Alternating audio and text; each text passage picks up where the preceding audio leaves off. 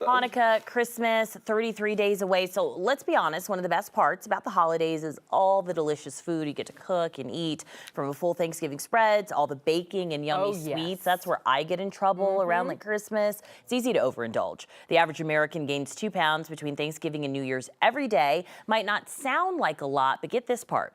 Research shows that you gain those 2 pounds, but you don't lose them. Oh, great. So it keeps adding up year after year. We're getting a nod over here.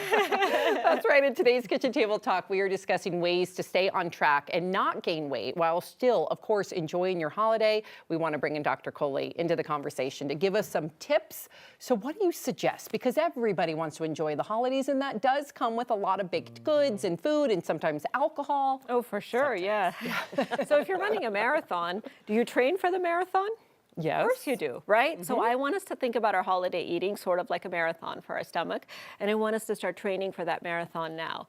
And what that means is expanding the stomach. What are we saying? Increasing our metabolism by starting to amp up our exercise. So that's the first step, is sort of get in the habit of sort of getting ready to eat more calories so that your body knows that you're going to be eating more calories. The second is damage control. I do this a lot. So after a big holiday party, indulge, have a good time, but the next day you want to make sure that you do some damage control, whether that's intermittent fasting or portion control. You want to sort of counteract what you did the night before, whether that's eating too much or drinking too much alcohol, by having more potassium in your diet. Help yourself to flush out some of that salt, cutting those calories down a little bit.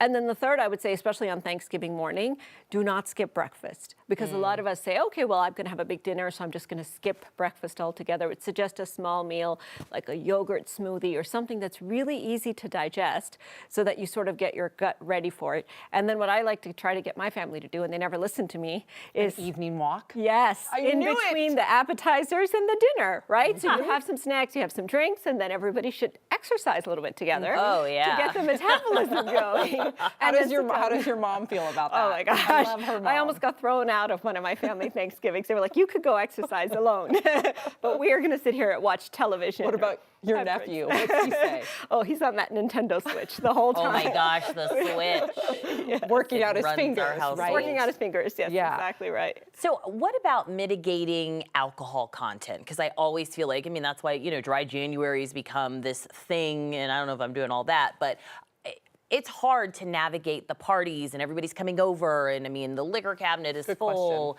How do we not overdo it? Yeah, so alcohol is such an important part of our social life that if you enjoy drinking, I don't want to discourage you from drinking, but being mindful of the amount of dose of alcohol. So what I like to tell people is that, for example, over Thanksgiving dinner, it's better if you have a drink early and then one late with dinner, rather than two sort of back to back, because it gives your body a little bit of time to process. The other thing you can do is switch alcoholic and non-alcoholic, sort of alternate back and forth. So if you're going to a party and it's time for round 2, maybe that second round will be non-alcoholic to give your body a little bit of time to process. And then just be mindful of those liquid calories, because that's the other piece of it. Whether it's alcoholic or non-alcoholic, the sugar, the calories, they really, really can add up with those drinks, and we don't even realize it. They also, too, when you're drinking and you start to feel, a little buzzed, you do lose kind of like those inhibitions of like, you just continue to overeat. That's The exactly drunk right. munchies are real. Well, and it's not just the alcohol, Sam. I'm glad you brought that up, but it's even talking to others. I notice that when I'm in a social setting, everybody's eating, you just eat a little bit more, because you're not being what we call mindful while you're eating, because you're talking, you're interacting, you're socializing, as you sort of forget your body's cues. So this actually comes from Japanese medicine, where they say you should stop eating when you're about 80% full, because that last 20% just hasn't kicked in yet. It takes the brain about 30 to 40 minutes to trigger your satiety signal. And so if you eat till you're full, by definition, you've already overeaten. It's good advice, really good advice. Thank you so much, Dr. Coley, as always.